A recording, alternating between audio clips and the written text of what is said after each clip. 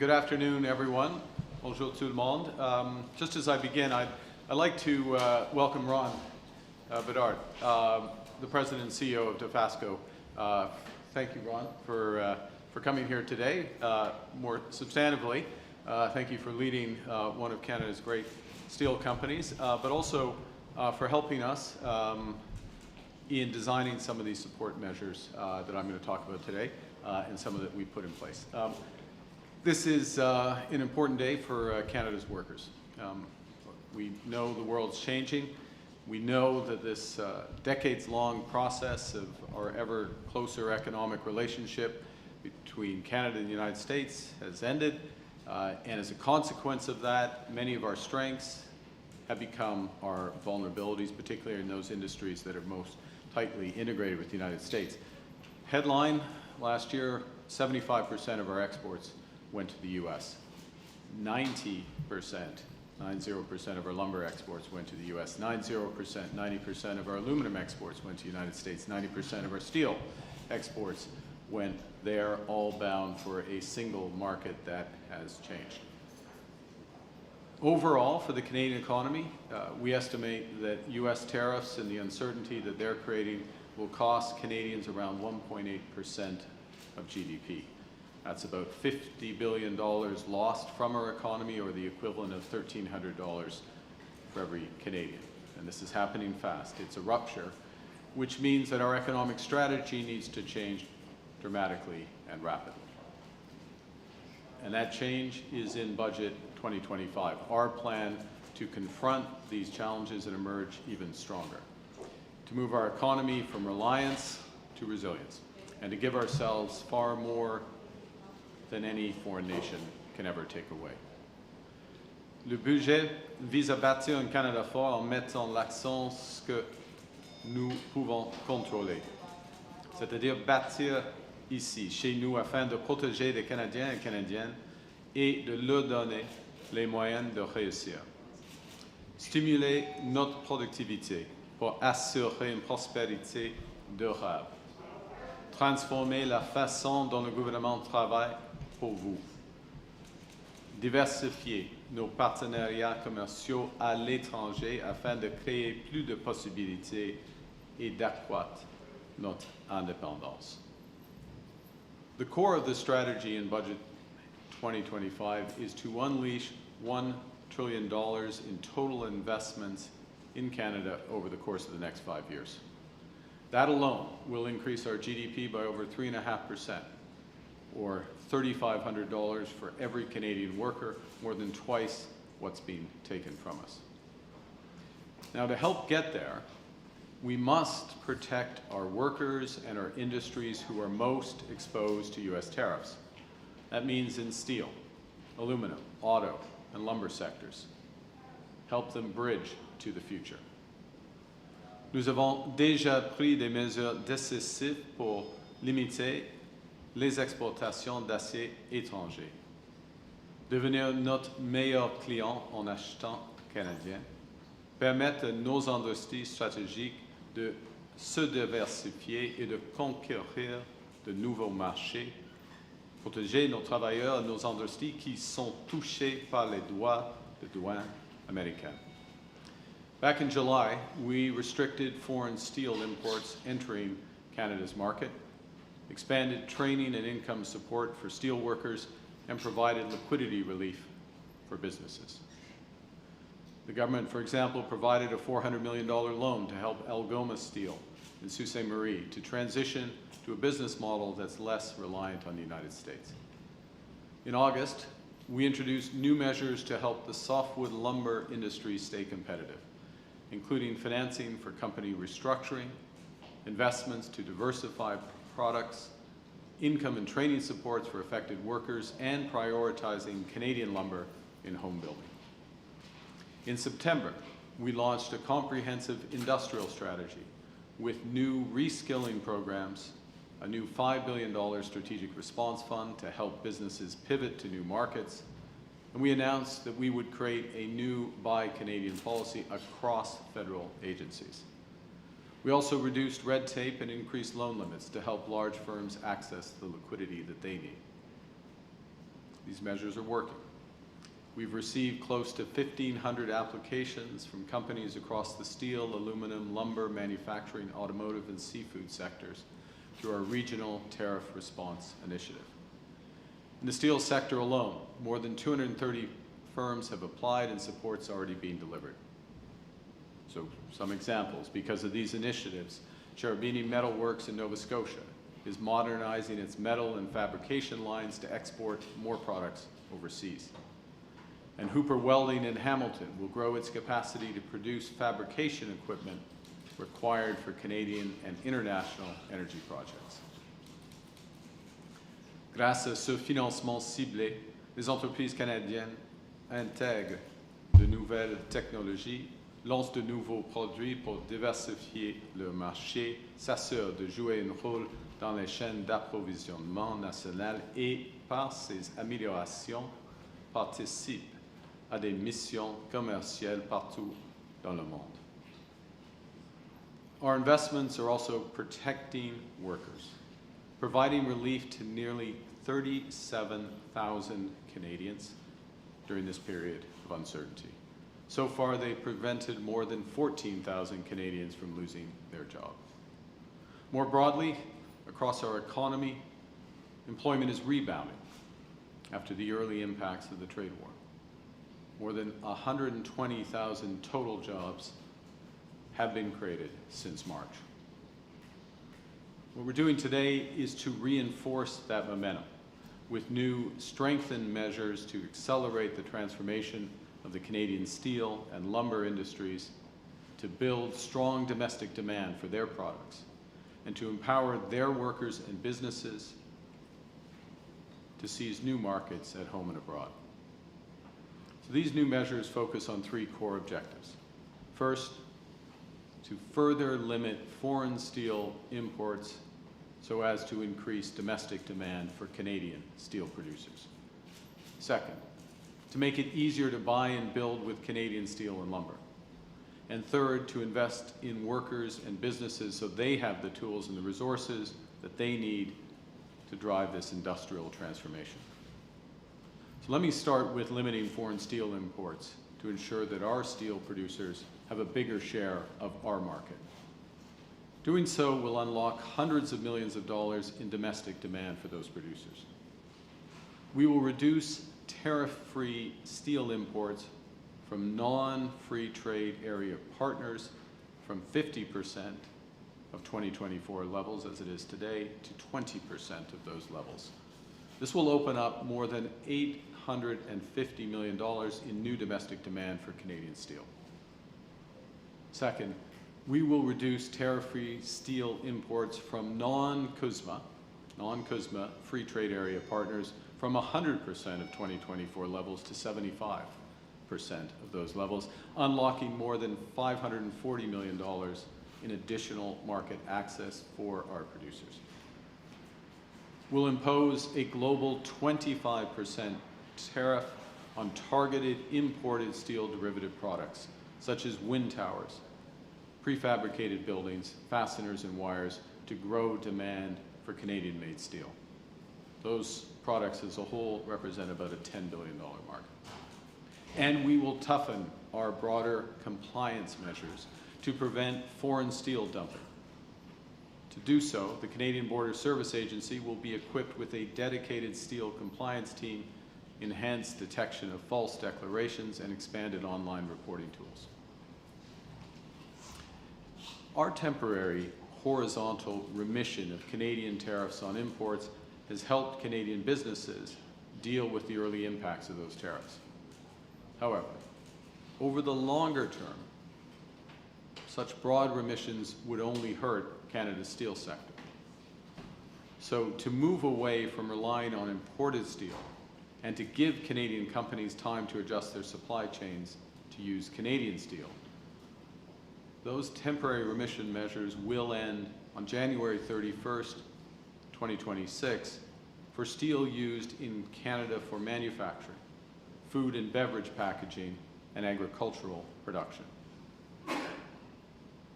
Now, the second broad way to drive transformation of our strategic industries is by becoming our own best customer.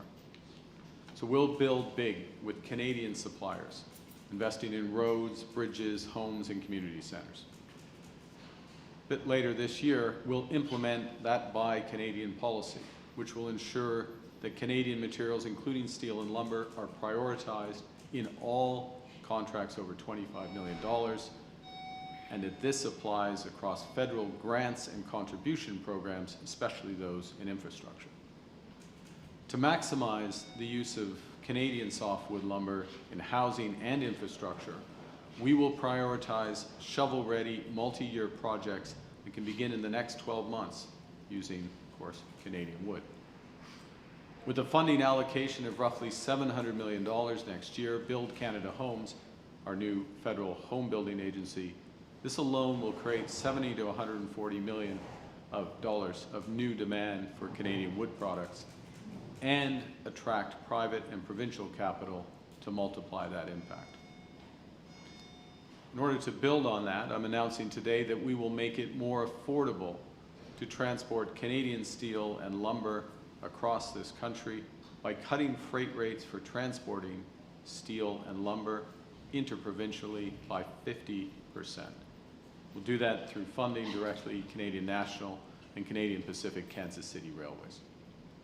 And finally, we will increase protections for Canadian steel and lumber workers and those businesses so they can adapt and seize new opportunities.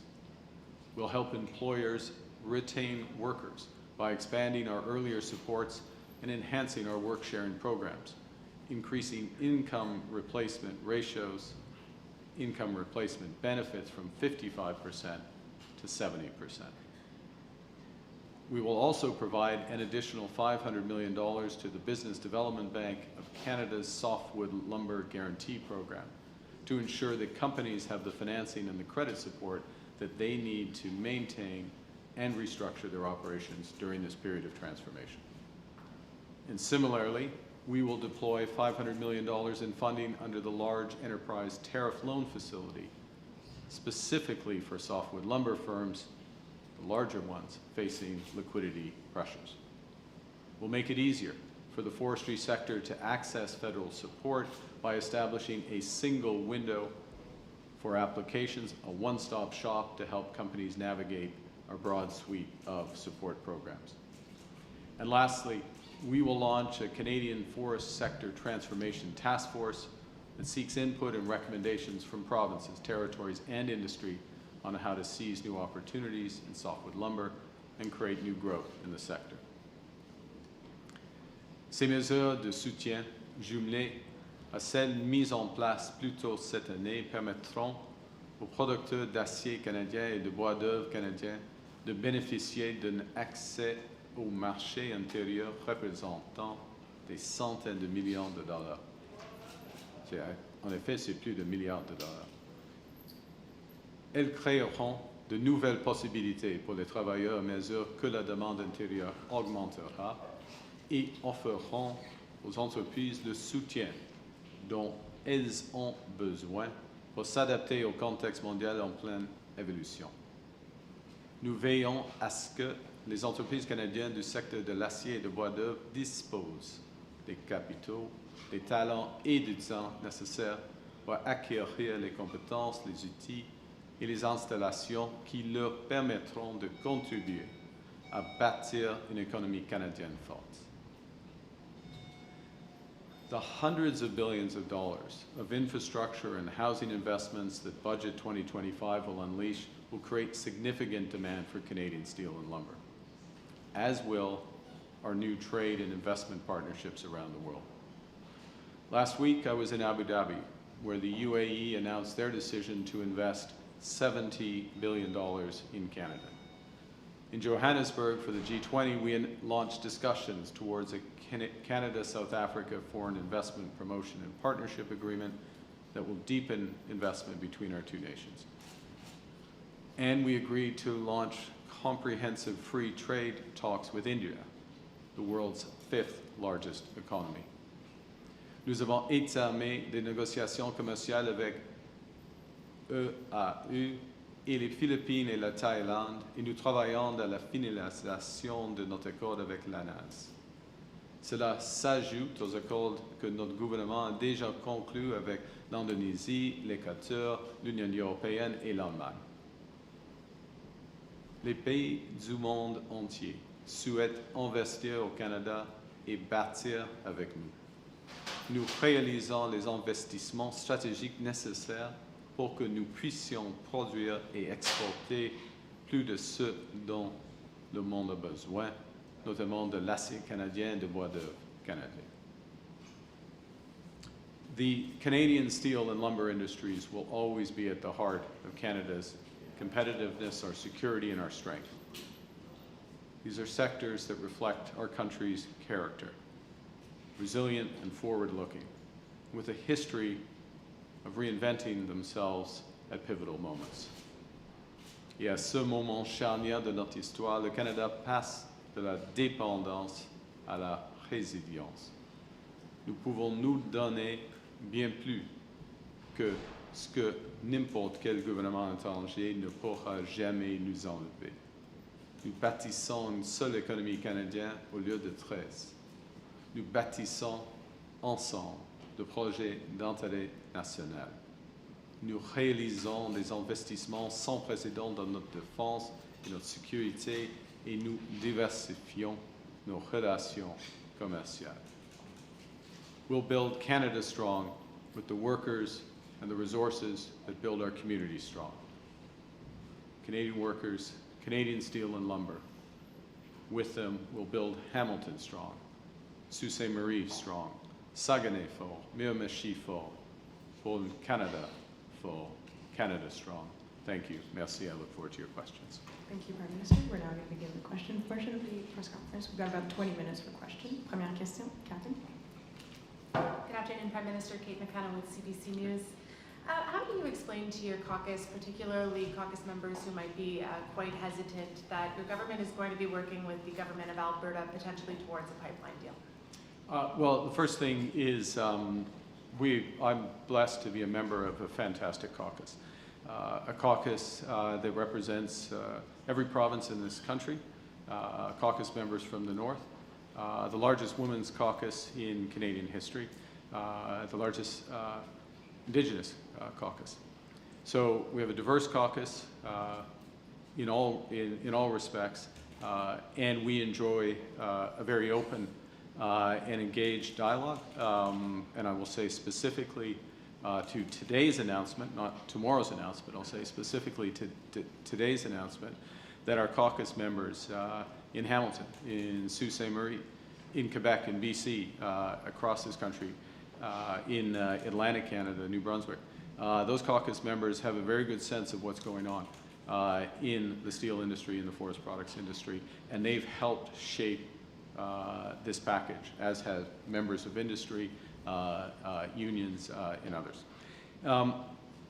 With respect to tomorrow's intended announcement with Alberta, the Memorandum of Understanding, it is about much more than one thing. It is, and fundamentally, it's about building this economy. It's about making Canada more independent, and it's about making Canada more sustainable. So I would suggest that we wait until the full announcement is made tomorrow so you can see it in the room. En français, en ce qui concerne le caucus, j'ai eu la chance d'avoir un caucus très divers, un caucus avec des membres dans chaque province au nord du Canada, le plus grand caucus des femmes dans l'histoire du Canada, le plus grand caucus des peuples autochtones dans l'histoire du Canada.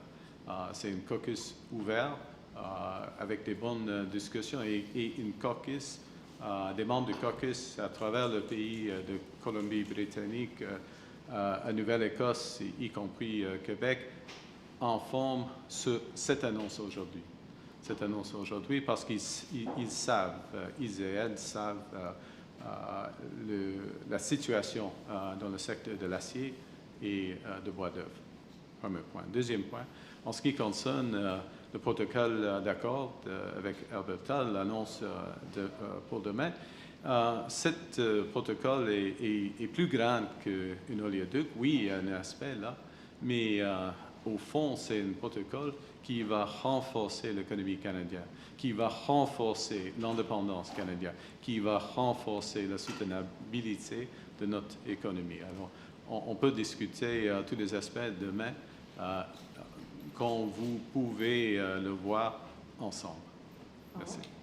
My follow-up question is on U.S.-Canada trade. You've said that you want to get the best deal for Canada and that you're not rushing to any sort of deal. Do you get the sense that other countries regret the deals that they've made with President Trump? It's a question for them. Look, I think this is what I'll say about other countries. Every country wants to do a deal with Canada. Or if they have a relationship with Canada, they want to deepen that relationship with Canada. And this is a real opportunity for us. Of course, we want to further improve the existing trading relationship with the United States. We stand ready to re-engage when they are. But at the same time, we're going to do a few other things. First and foremost, build this economy, to be masters in our home, mettre chez nous, and invest and make sure our strategic industries are there when we need them. And then secondly, to develop those commercial relationships abroad. And I think you're seeing, given the scale of agreements that we're concluding and launching, and the time frame, and I'll make one last point and then pass to your colleague if I may, which is, when we're announcing these free trade deals, for example, with India, the start of the intention for negotiations, or with Thailand or the Philippines as three recent examples.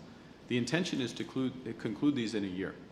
Okay, this is not, let's have a 5 to 8 year long process. Let's focus, let's take the opportunity, let's diversify, let's build out. And that itself will start to seal, we have to conclude these obviously, but we want to have, and a final point on it if I can, sorry, I think I've already beyond my final point, but this is one of the many reasons why we want to make sure that we maintain the capacity in our steel industry, in our lumber industry, in our aluminum industry, and other strategic industries, and the workers as much as possible, like in their roles, in their jobs, because demand is coming. We're creating that demand, and that's a big part of what this announcement today is about. Merci. Bonjour, M. Carney. Mylène Crête de la presse. Pourquoi ne pas, pour l'industrie du bois d'œuvre, pourquoi ne pas avoir annoncé un plan de sauvetage avec une subvention salariale comme c'était demandé? Au fond, il y a des soutiens pour les travailleurs dans le secteur du bois d'œuvre, les changements de niveau de remplacement des salaires des travailleurs dans le secteur du bois d'œuvre, y compris le secteur de l'acier. Et dans ce contexte, c'est plus facile c'est plus rentable et facile de garder, de maintenir l'emploi des individus, parce que on peut avoir des temps partiels. Et avec les discussions avec les sociétés dans le secteur, le ratio, si je peux dire comme ça, le ratio était, jusqu'à maintenant, était 55%. Et c'était, en effet, c'était trop bas. Alors, nous allons l'enlever à 70%. Et ça va aider beaucoup. Ça, c'est le conseil des sociétés dans le secteur. Ça c'est le premier point. Oui. Ma deuxième question va porter... Est-ce que vous avez terminé? Oui. Oui. Je dois terminer maintenant. Okay. Ma deuxième question porte sur la semaine prochaine. Est-ce que vous allez aller aux États-Unis et si oui, comptez-vous rencontrer Donald Trump? Oui. En effet, oui. Oui et oui. Vous allez aux États-Unis, Oui, il y a un événement. Et oui, c'est planifié d'y aller pour l'événement de la Coupe mondiale. C'est un événement comment on dit, on choisit les matchs, en effet, les groupes pour les matchs. Et, pardon? Sélection. tu m'as compris, monsieur. Quand même. Alors, on va sélectionner les groupes pour les groupes pour la concurrence. Mais on va avoir une conversation. Nous avons eu une petite conversation hier, par exemple. J'ai eu des conversations avec lui du temps, OK? No. I had a conversation. I went back and forth. But look, this is the kind of thing I didn't want to get drawn into, which is every little exchange. You know, there are substantive meetings and conversations and negotiations, and that's not what I'm alluding to be clear. And next week, next week is an important event for Canada because we are one of the co-hosts, as you know, of the World Cup.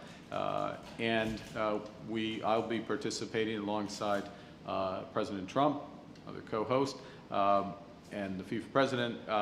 There'll be the selections of the countries for the various groups, Canada included, and I'll see the president around there. But again, I don't want to over-signal thing. This is something I'm trying to, what matters is the negotiations when they re-engage.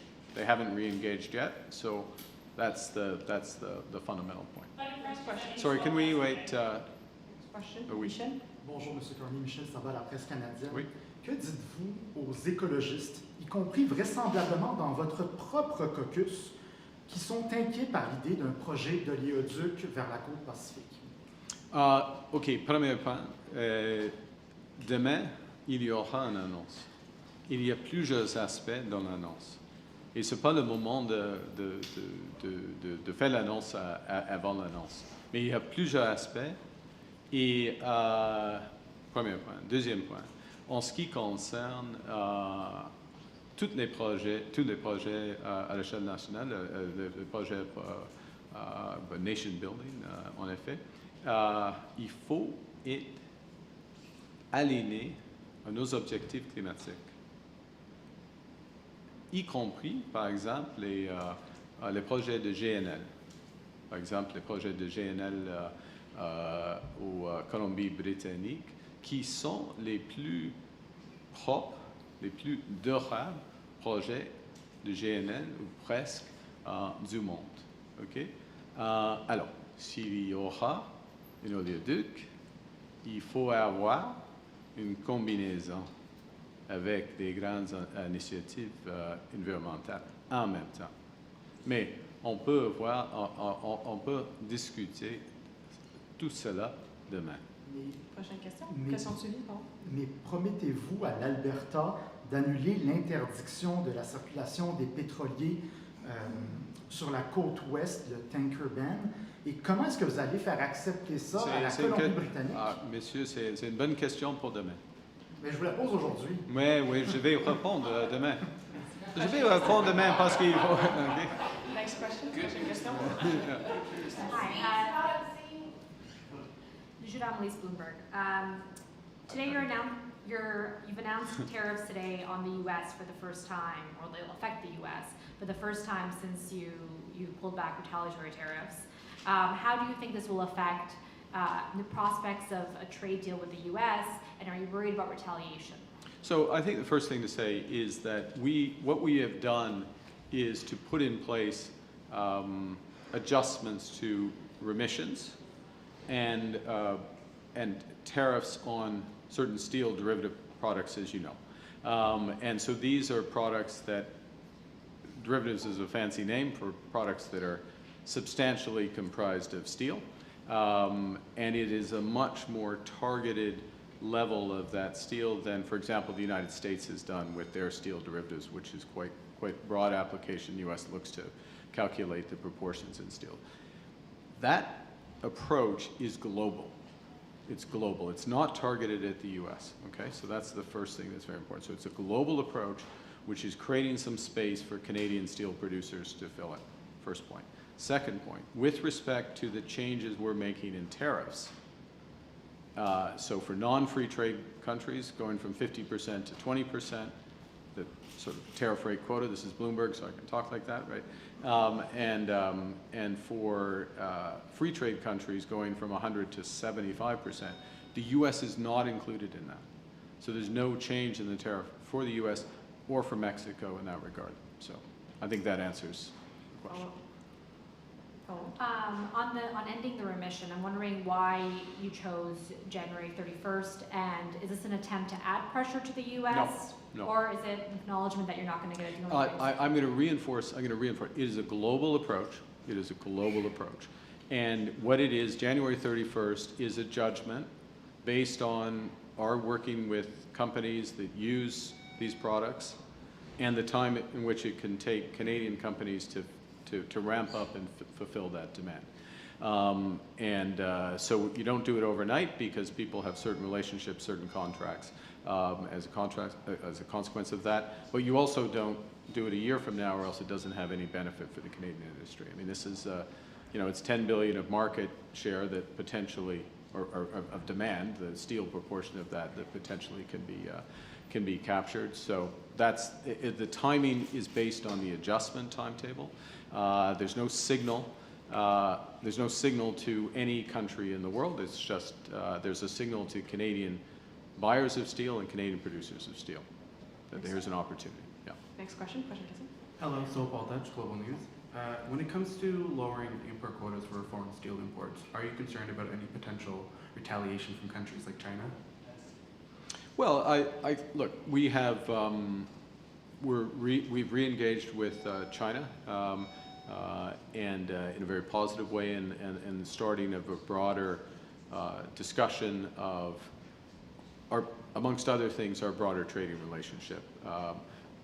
There's this sector, there's clean energy sector, there's a series of important issues on the agricultural side, the seafood side, there's opportunities for Canada on the lumber side, et cetera, et cetera. And so those discussions will continue, and it's part of a broader relationship. But look, if you look at what's happening in the world, given the changes, the fundamental changes in tariff policy, you see a number of jurisdictions starting to make adjustments because of the reallocation of capacity. I'll just refer to the European Union currently has proposals around restricting free trade partners to 50% or 48% to be precise of their previous levels. So. And to clarify, when you go to the U.S. next week, apart from the FIFA draw, will you be looking to officially restart trade talks with the U.S. again? Look, it's, again, I don't want to over-dramatize it, so I will repeat that we are ready to re-engage on those talks when the United States wants to re-engage. Nous sommes prêts de recommencer les discussions avec les Américains en ce qui concerne des secteurs stratégiques quand les Américains sont prêts. Next question. It's Annie Bertrand Oliver with CTV National News. Yeah. I'm just wondering if Canadians should interpret today's announcements as a concession that there's no deal in the near future for the steel and lumber sectors.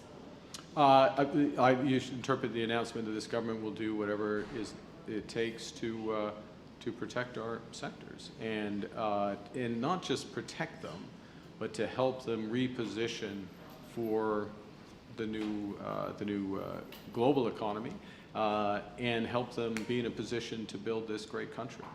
And we need these sectors to build this country. We're going to build this country at a scale and at a pace, and we need the strong sectors. So we're positioning, this is part of positioning the sector for that. You mentioned in French that you had a conversation with Donald Trump over the last 24 hours. Yeah. Can you elaborate on that, please? And also, when you go to Washington next week, will you bring up with him the pain that our sectors are currently facing and talk about re-engaging? I'll bring up with him what I bring up with him when I see him. These are points I do make to him. It's my exchange with the president yesterday was not newsworthy. So it wasn't about... I just responded to a question, wasn't newsworthy. How's that? Next Yeah. question. I think that's for us to decide, though. Thank you. Yeah. Next question. Bonjour. Radio-Canada. Pourquoi ne pas avoir consulté votre caucus de la Colombie-Britannique avant de conclure l'entente avec l'Alberta? Comme j'ai dit il y a quelques minutes, nous avons un processus de caucus très ouvert, beaucoup de discussions. Je suis je suis à l'heure avec les enjeux au Colombie-Britannique. J'ai plusieurs conversations avec eux. J'étais là il y a 10 jours, je crois, pour quelques jours en Colombie-Britannique, par exemple.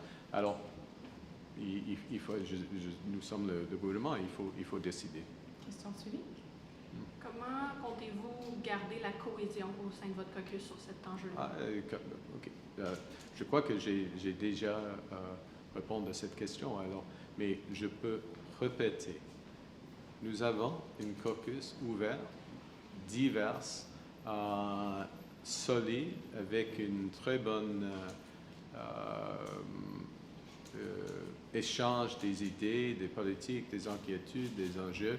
Et comme j'ai dit, par exemple, pour cette annonce aujourd'hui, c'est bien informé par quelques membres de notre caucus. We'll have time for one last question. Dernière question. Catherine?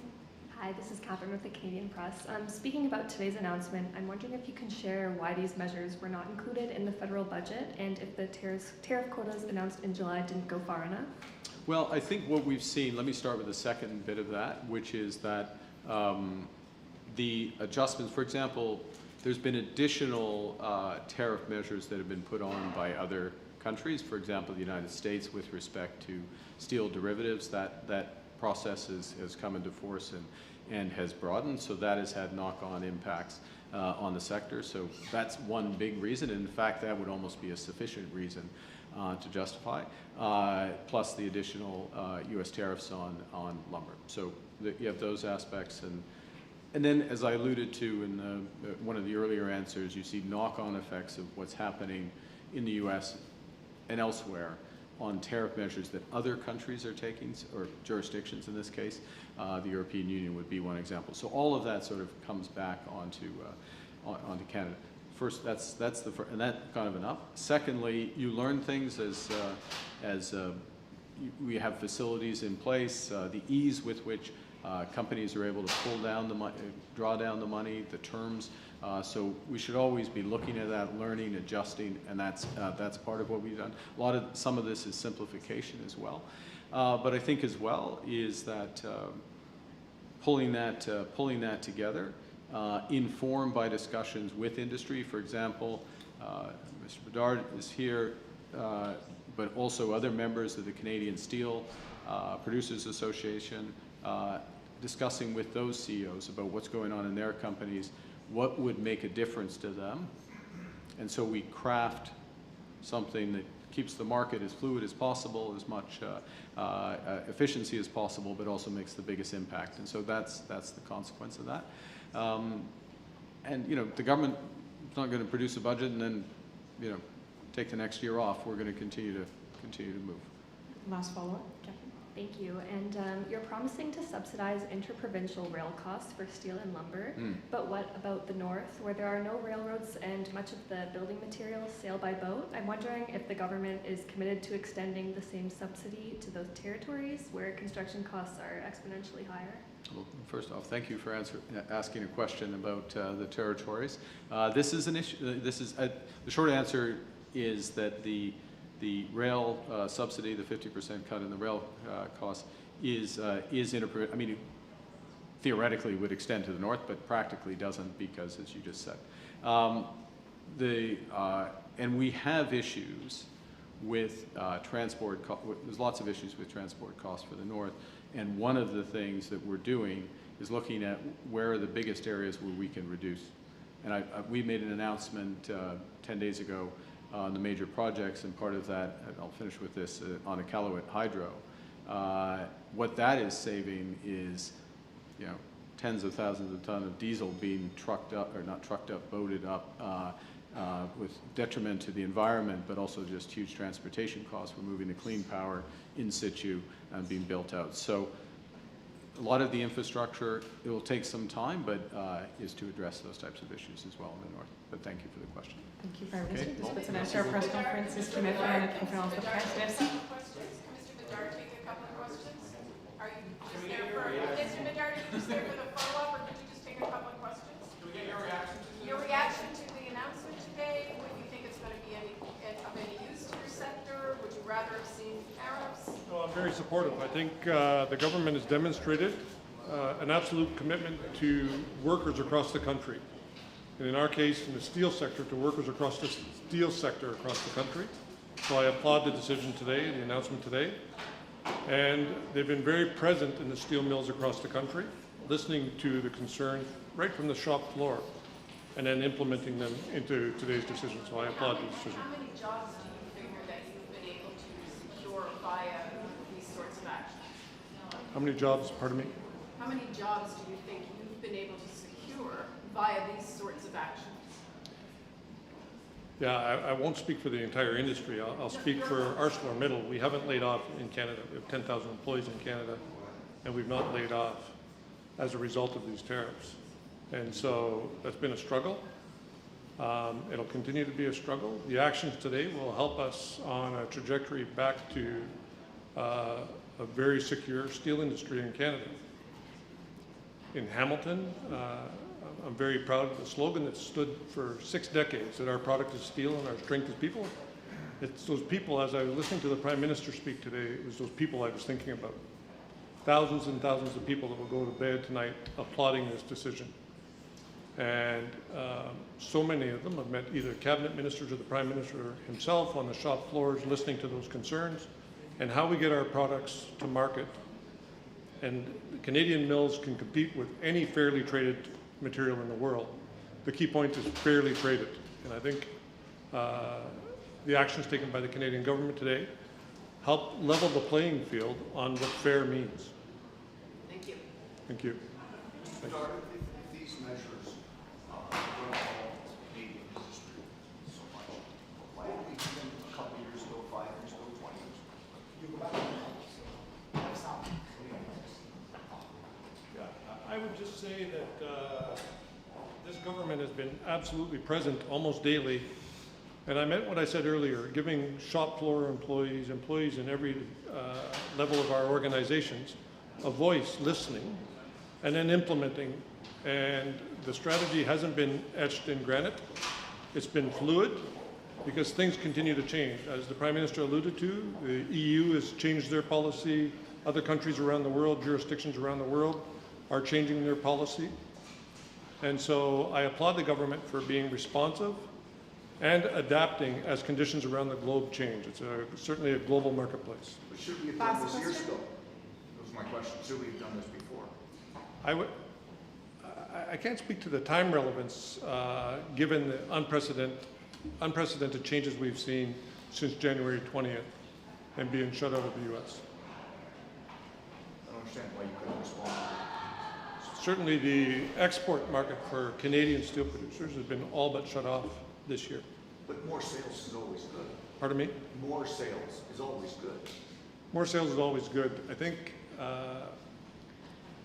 most of what we heard today isn't about us exporting to other countries or jurisdictions in the world.